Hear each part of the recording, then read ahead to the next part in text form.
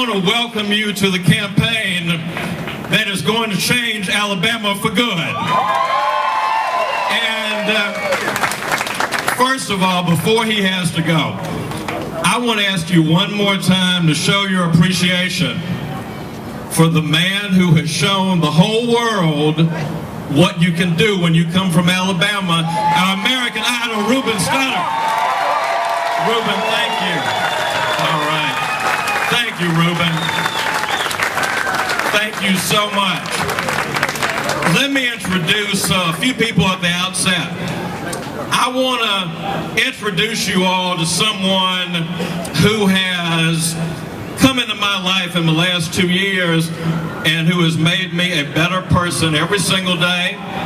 My wife, Tara, the next First Lady of Alabama. Please give her a hand. And I want to also introduce you to another extraordinary woman who gave birth to me 41 years ago and counting. My mother, Artur Davis,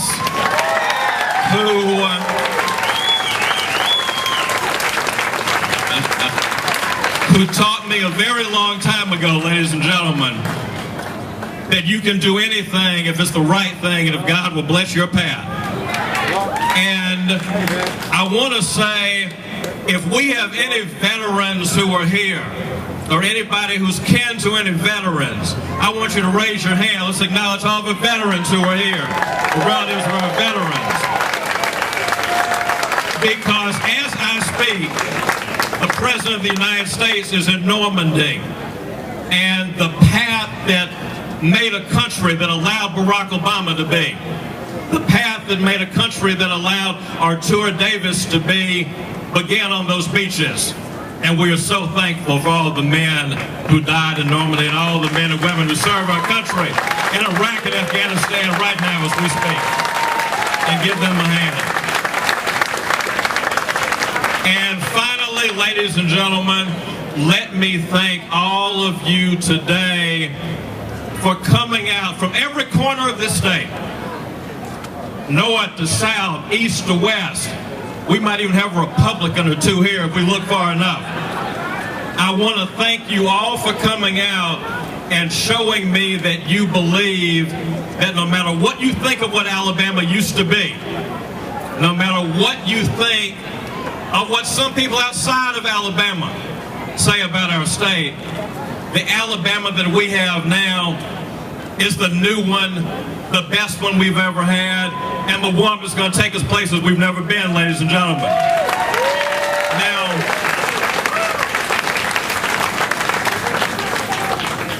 I am so honored to be here today. This is the unofficial beginning, if you will, of what will be a very long journey. It's the unofficial beginning of a path that will take us, ladies and gentlemen, to every pocket of this state. But I have no doubt that if we take our sense of what this state can be, if we take our sense of mission, if we take the kind of purpose that I know we have in this state, and if you look around, ladies and gentlemen, this is what Alabama politics is today. Every kind of person you can imagine, black, white, young, people who are senior citizens, people who are new to this state, people who've been in the state for a while. This, ladies and gentlemen, is what you need to build a foundation. And I don't want to pretend to you, ladies and gentlemen, that this will be easy. My grandmother used to have a plaque on her wall. I know somewhere in her corner of heaven she's watching down right now. And the plaque on her wall used to say, "Give me the courage to change the things that must be changed, the serenity to accept the things that cannot be changed, and above all, give me the wisdom to know the difference." Now, ladies and gentlemen, Alabama politics has not always been long on wisdom. And if you ask me what it is we're fighting against in this campaign, it's not a set of people, but it's a set of forces and a set of old ideas who specialize in telling us that we cannot change things. It's a set of forces that specialize in telling us that we're only Alabama. So of course we have to accept that some of our schools are going to lag behind. We're only Alabama. So of course we have to accept that there's going to be a wall between the black belt and the rest of our state. We're only Alabama. So of course there's going to be a gap between what we want to do and what we can accomplish. These forces, ladies and gentlemen, spend their whole time and their whole political career telling us what we cannot do. Well, ladies and gentlemen, anybody who builds their campaign on a notion of what Alabama cannot do can be counted on to give you a governorship that spends another 4 years telling you about our limitations and not our promise. Anybody who runs for governor on the premise of what they think Alabama is not ready for will give you another 4 years of telling us about all the things we're not ready to do. So, ladies and gentlemen, this will not be a campaign heavy on promises, but I will make you one at the outset. I will give you a governor and an administration that believes that Alabama is ready for the 21st century. And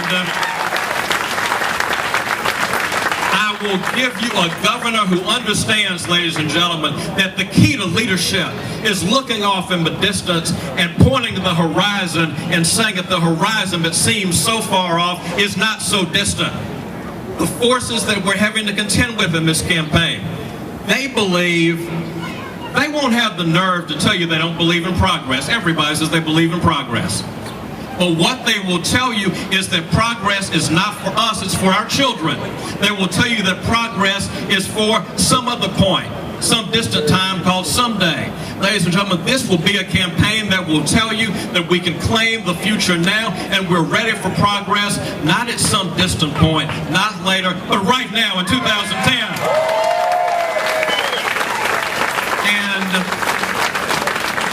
A Davis administration, ladies and gentlemen, will give you a commitment to build a public school system that is worthy of every child in the state of Alabama. And the old game of pitting our children against our young adults, the old game of pitting K through 12 against higher ed, the whole game of dividing the forces for educational change into two warring camps, that day is over in the Davis administration. And